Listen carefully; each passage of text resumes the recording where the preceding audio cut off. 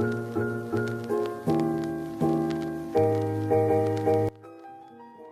nome é Nayara, eu sou fisioterapeuta, me formei aqui na FAI no ano de 2021. Desde então, eu trabalho com gestantes, atendimento pós-parto, drenagem linfática durante a gestação.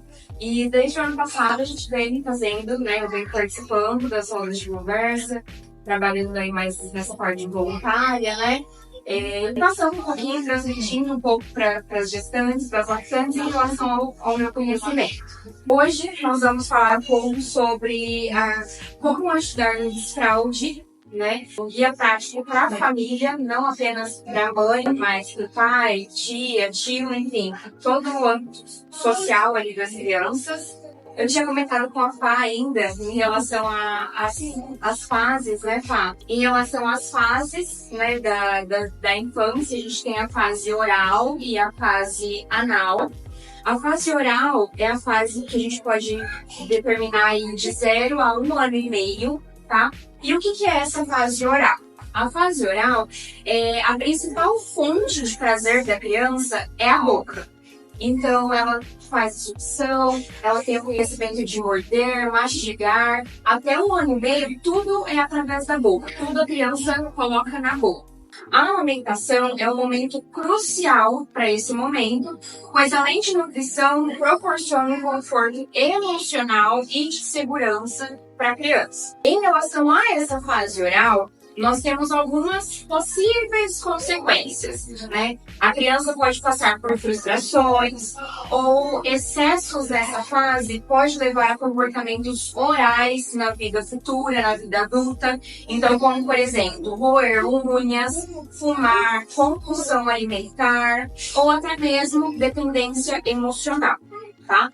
Seguinte disso, nós temos a fase anal, que é de 1 ano e meio a 3 anos. Essa fase, a principal fonte do prazer da criança é o controle do esfíncter, A evacuação e a retenção das fezes. As características dessa fase. A criança começa a desenvolver o controle sobre a excreção e descobre prazer na retenção e liberação das fezes. É uma fase muito importante para aprendizado de autonomia e de autocontrole, tá? Nessa fase, nós também temos possíveis consequências. Uma educação rígida ou permissiva demais pode levar a traços de personalidade, como, por exemplo, obsessão por ordem e controle. Então, a pessoa tem uma personalidade anal retentiva, ou então desorganização e impulsividade, que aí é uma personalidade anal expulsiva, tá? E essas fases, elas são fundamentais para a formação da personalidade e do comportamento adulto. Após isso, aí a gente pode começar a falar um pouco em relação ao desfraude. A transição do uso da fralda para o vaso sanitário ou penico. Essa fase, ela envolve o aprendizado tanto físico quanto mental da criança. E cada criança tem o seu ritmo. Os profissionais, os médicos, geralmente, eles acabam instruindo para as mães passar por essa fase a partir de 18 meses, Porém, é individualizada. Cada criança tem o seu ritmo e isso não é uma regra. Não necessariamente a partir dos 18 meses. De 1 ano e meio. E aí, como que a gente consegue saber qual é a hora certa para começar a desfraude? Então, a gente tem alguns tipos de sinais de prontidão que a criança apresenta. Então, quais são esses sinais? A criança começa a avisar que está suja ou molhada, ela se sente desconfortável, mostra interesse em utilizar o vaso ou o penico. A fralda, ela permanece seca há mais de 2 horas e consegue agachar e levantar a roupa sozinha. Aqui nós temos alguns tipos de sinais físicos e sinais cognitivos, tá? Quais são os sinais físicos que as crianças apresentam para iniciar o desfraude? A criança consegue já andar com firmeza, ela consegue correr, Ela pula com os dois pés juntos, sobe escada alternando os dois pés, fica assim por longos períodos e faz bastante xixi de uma única vez só. Incomoda com a fralda suja, consegue seguir instruções simples dos pais, dos comandos, e consegue conhecer o significado das palavras xixi e cocô. Em relação à preparação desse ambiente para realizar o desfraude. Sim, a gente fala para a pessoa escolher um pinico ou adaptar o vaso sanitário, e deixar o banheiro mais acessível e confortável possível para a criança. Usar roupas fáceis de tirar, que seja fácil de abaixar e levantar, e manter uma rotina simples e constante. O que é interessante, eu até vou falar isso um pouquinho depois. Mas, sempre que acordar, levar a criança no banheiro e fazer de uma forma lúdica. Ai, vamos contar até 20? Vamos ver se o xixi vem. E sempre levar a criança junto pro banheiro, caso não tenha nenhum tipo de problema, para ela entender que ali aquela hora é a hora de fazer o xixi, de fazer o cocô, e tornar sempre um momento divertido. Então, ler livros e cantar músicas sobre o tema é uma maneira muito importante de conseguir fazer com que a criança compreenda aquele momento. Levar ela ao banheiro após as refeições e antes de dormir, então ela consegue já associar. Deixar que observe irmãos ou os pais junto ali no banheiro e incentivar a autonomia, porém com apoio. Dicas em relação ao desfraude do xixi. Começar durante o dia e depois passar para a noite é uma regra muito importante. Levar a criança regularmente ao banheiro, mesmo sem vontade. Elogiar quando a criança utilizar o vaso corretamente. E usar frases simples, como por exemplo, me avise enquanto quiser fazer. Dicas para o desfraude no cocô. Utilizar apoio para os pés, ajudando na hora da postura que a criança ficará. Manter uma dieta rica em fibras e água. Deixar a criança relaxar no vaso sem pressa nenhuma. E nunca forçar, sempre respeitar o tempo da criança. Aqui eu coloquei alguns exemplos de alimentos que são ricos em fibra, além da hidratação. Então, abacate, ameixa, maçã, mamão, alface, agrião, aveia, chia, farinha de trigo. São todos alimentos que ajudam e estimulam o funcionamento do intestino de maneira fisiológica corretamente. E aí, como que a gente vai lidar com os acidentes que acontecem? O mais importante é sempre manter a calma. Então, acidentes são normais. A criança está passando ali por uma fase de conhecimento, desenvolvimento. Então, provavelmente vão acontecer acidentes. Vai fazer xixi, vai sujar a roupa, vai sujar o colchão, a cama. É uma fase. É um período de aprendizado. Evitar broncas ou punições, que é o que a criança pode traumatizar com isso. Limpar juntos de uma forma tranquila, mostrando que isso faz parte do aprendizado. E reforçar os acertos com elogios sinceros. Então, parabenizar sempre que a criança fizer da maneira correta. Porém, ela vai entender, vai ser explicado ali pra ela que daquele jeito não tá certo, fazer na roupa não tá certo, mas sem punições severas. Quando começar a procurar uma ajuda em relação ao desfraude. Se a criança tiver dor ou constipação com frequência, recusa em usar o vaso.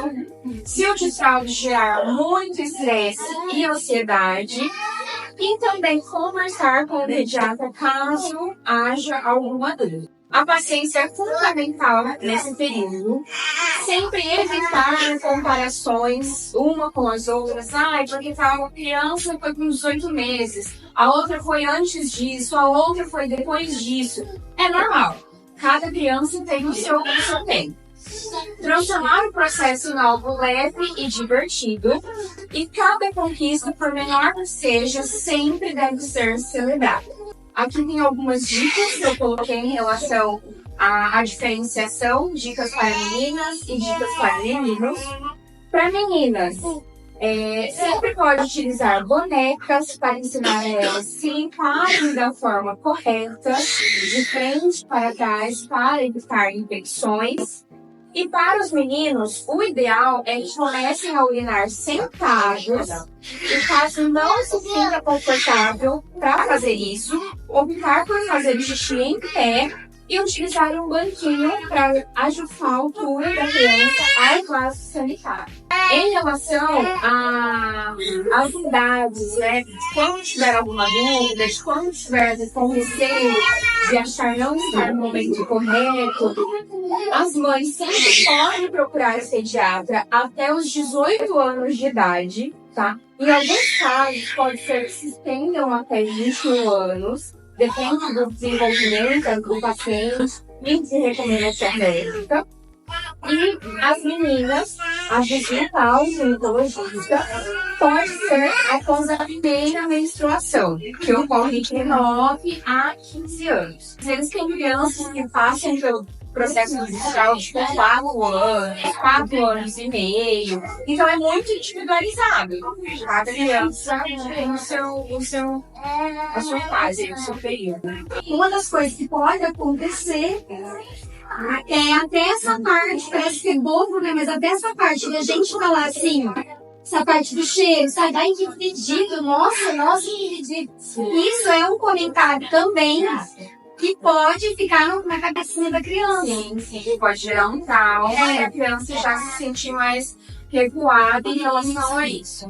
E aí pode ter um receio maior em relação à utilização, né? Um sinal bem que acontece com frequência também é a criança começar a se esconder para fazer xixi ou fazer o cocô na fralda, esconde atrás do sofá, vai para um cantinho mais reservado.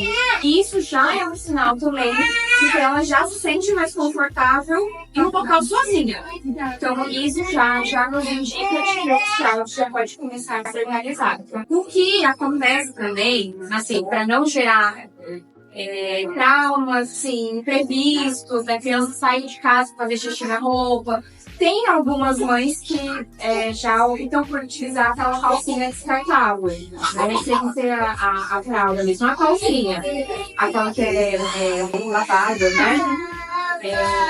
Mas, geralmente também começa-se pela parte do dia e após isso noturno. Mas se ela permanece durante a noite toda sem fazer xixi, pode fazer. À noite, antes de dormir, leva no banheiro, vamos fazer o xixi, vamos contar um segundinho, vamos chamar o xixi, para já deixar ela feita já o xixi, para permanecer até o dia seguinte. As mamães, que as crianças são maiores, eu acho que tem dúvida, não tem? Quer perguntar alguma coisa? A Débora, a Maria Regina, que vocês estão com as crianças maiores. Quer perguntar alguma coisa que aconteceu, citar alguma coisa? Eu fiz o distrato da minha filha, né? Com 2 anos, foi bem tranquilo. Eu ia perguntar, todos usam fraldas ainda? Ou não? De vocês? Não? Tá tirando. Faz um mês que eu tô tirando. Só que ele tá fazendo cocô. Não, xixi, beleza. Em uma semana ele pode sair de dia e de noite. Bonitinho. Ele tem 1 ano e 5 meses e meio. Passei, então eu fazer. E aí só comecei de 1 ano e 5. Xixi foi de boa, agora cocô. Nem sempre vai correr em 1 mês, 2 meses, às vezes vai passar 1 ano, vai passar 2 anos. É uma fase, um período de aprendizado. Vai um tempo para a criança começar a associar, às vezes para o primeiro xixi, e logo depois cocô, primeiro cocô, e vice-versa. Mas é muito particular. Você mora mais no noturno, né? O noturno não tá Isso. O noturno geralmente tem mais dificuldade do que o diurno. Então, a minha tem 1 ano e 9. Desde o ano passado, desde o meu, ela já fala que tem cocô. Mas no xixi, nem sinal. Mais um xixi. À noite também faz bastante, mas ela não avisa, assim. Então, não sei. qual que é o próximo passo que eu posso fazer. Já tentei para ela um vaso, falar para ela, fazer um xixi, mas ela ri, acha graça e não faz. Mas ela entende a palavra xixi. Entende? E, tipo assim, o cocô na casa de louco faz tempo já. Conversa o xixi. E normalmente você deixa ela de fralda ou sem fralda? Sabe, é bom tentar deixar sem? Geralmente, uma das tentativas é você deixar a criança sem a fralda. E aí, não é confortável. Mas uma das opções é deixar a criança pra ela perceber quando ela molha a roupa. Ela molhou a roupa. Peraí, então eu tenho que avisar. Quando eu tiver essa vontade que eu tô sentindo aqui, eu tenho que falar pra minha mãe que eu quero fazer xixi. Deixar ela passar por aquela experiência, ela perceber que aquilo não é o certo. Então é uma das tentativas. É como? Não é. Pra criança se molhar. Mas ela vai conseguir assimilar o que é fazer xixi e que ela tem que pedir pra mulher. Você acha que, por exemplo, só o fim de semana já consigo? Porque fica tudo inteiro, né, velho? E aí, fica isso, né? Dá pra tentar. Em casa, mas você começar essas tentativas. Qual que é o sinal? Pode vir. Qual que é o sinal que a gente tem que pensar, né? Que o terapeuta mais fácil, por exemplo, pra tirar alguma dúvida, que o terapeuta pela, por exemplo. Em relação ao... Esse assunto, em relação a esse assunto, você acha que é mais imediato que vai dar alguma informação? A gente não vai gerar, a gente não vai perguntar. Às vezes, algo relacionado à fisioterapia seria mais a parte de incontinência, né? É algo que é difícil na infância, se a criança vir ou se espirra, então ela vai ter uma musculatura mais frágil, não tão forte, fortalecida em relação a isso. Mas durante a infância é mais... na Paula, você já viu dentro da Paula? A Ana vai se apresentar. Se apresentar como na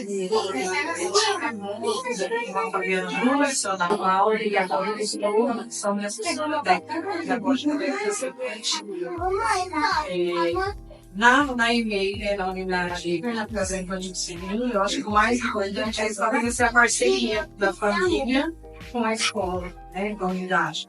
A escola, a creche, né, hoje além dela ser educacional, né, a instituição de escola, então também ainda é de dados, né, então estabelecer essa parceria é importante, como a Maria Regina falou, vou começar no final de semana, mas é importante que ela estabeleça também com a professora doutora dela, que ela está iniciando essa fraude, para que elas auxiliem também. Que bom, que bom.